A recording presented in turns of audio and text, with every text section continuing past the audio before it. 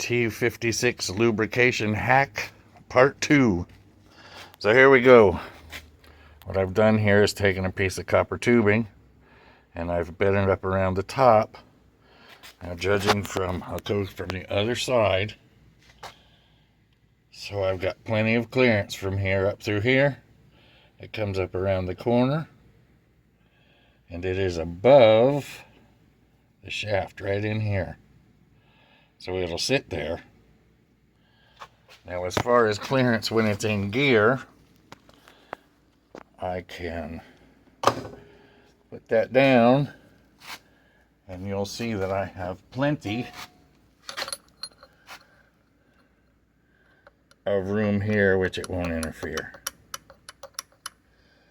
So as long as I lay it right up against the top of the case like this, I should be fine. So in doing so, what I'm going to do, I'm going to do it a little different.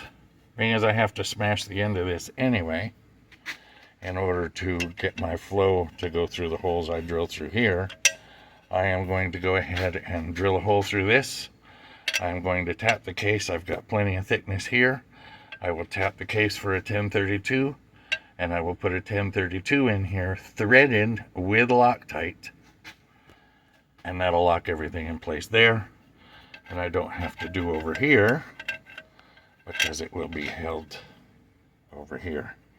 Now as far as my holes go, because I have a 3/8 hole, I have to drill a bunch of holes. So I'll drill them all the way around here so that it's got a continuous spray, if you will. Not a lot, but a little bit all the way around there.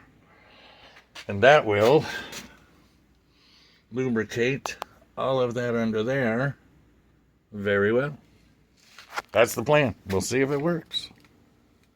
Okay, so if you can see it, gone ahead and got my flat spot marked. Everything is below the surface of the case but right tight to it. And I've gone ahead and marked some holes, all of which, as it goes around this curve, will spray right in here, which as I get down here, the only time it won't have full flow is in 4th gear, but it will still be spraying in here. You can see this little dimple, that is actually going into the bearing. So it'll be spraying there, which will be getting it, plus the splash should be good. So I am going to put another couple holes down here, which you really can't see it from here, but we'll mesh up. There's a bearing, and let me see if I can.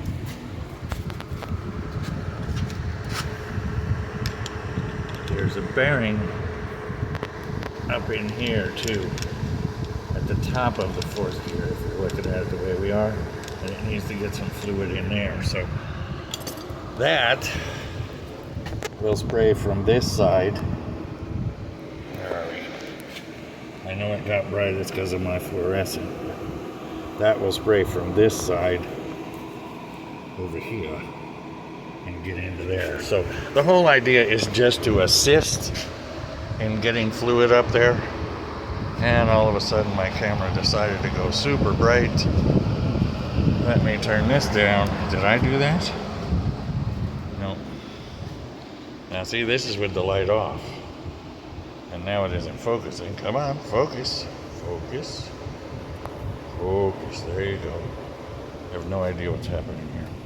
So anyway, there you go. That gives you a rough idea what's happening. And we'll continue on. Okay, now you can see this. The holes where the fluid will come out, they're aiming straight down from the edge here, which will put them straight down at the edge here, just like that. Then they go around the corner as we get out a little farther. Now they'll aim toward that front gear. Now remember, all the way in the middle right here, there are no bearings. So all of this can get lubed by splash without much problem. And then at the back, of course, that's more apt to get lubed driving down the road anyway, because that's where the fluid's going to go under acceleration. So there you have it. Now I'm going to drill the hole here. I will, as I said, drill it, tap it. I'm going to go ahead and go all the way through, put a Nylox nut on the outside as well. And with the ferrule down there, everything right tight against the case, That should be a beautiful thing. Fingers crossed it'll work. Okay, here's the final mounting. I have my holes drilled. That is a stainless 1032 screw. I put sealer in between the aluminum and the copper. Then I put some in the hole. Then on the outside I have a Nylox nut. So everything is locked in place all the way. So this has got to break, or the nut has got to fall off, and that's got to back all the way out. At the same time, I have my ferro fitting down here, which has been snugged. The fitting below it is tight, screwing into the fitting here, which is a half inch NPT outer male with a 1/4 inch pipe NPT female, and then I tap the other side going backwards to a 1/4 inch NPT as well. So basically, if you look in the hole, you can see, I can get it in the light a little bit, there's that other fitting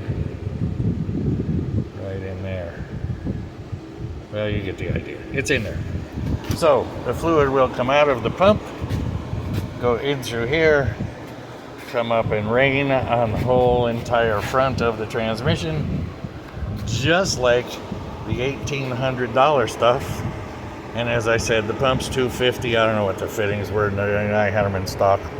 I had the screw, I had the copper tube, and if you don't have it, what you gonna spend, 20, 30 bucks total on the fittings for the outside to the pump and everything. So figure 300 bucks. If you've got it apart, this is probably the simplest way. Oh, I did also spend, sorry about that, let me get over here, $20 on a plate to mount this mess. And basically, as you can see, it crosses right there. If I put it above, it doesn't set flat. So it will be going here, and I'll notch that to come out with my 90-degree fitting, and I'll see how it fits in the car as far as how I'm gonna mount the pump. I'm hoping that I have enough clearance up in the tunnel to fit it. If not, I'll have to mount it on the car itself and run the hoses. I do have 8AN to 1/4 inch fittings coming with swivels and all that, so away we go. Hopefully I'll have that stuff soon and we can plummet the rest of the way. In the meantime, I am not going to use this as the fill. They say it takes 3.7 quarts, and everybody says put a gallon in it. This is the reverse light switch, which I'll probably wire at one point or another, because I do have some badass, ridiculously light, bright reverse lights I put on the Chrysler LEDs. But I can use that as my fill. So I'm going to go ahead and put a gallon in it, which is a little bit more than what they call for, because all of this, I'd rather have it splashing around than I would having it running dry. So that's the plan at this point. Away we go.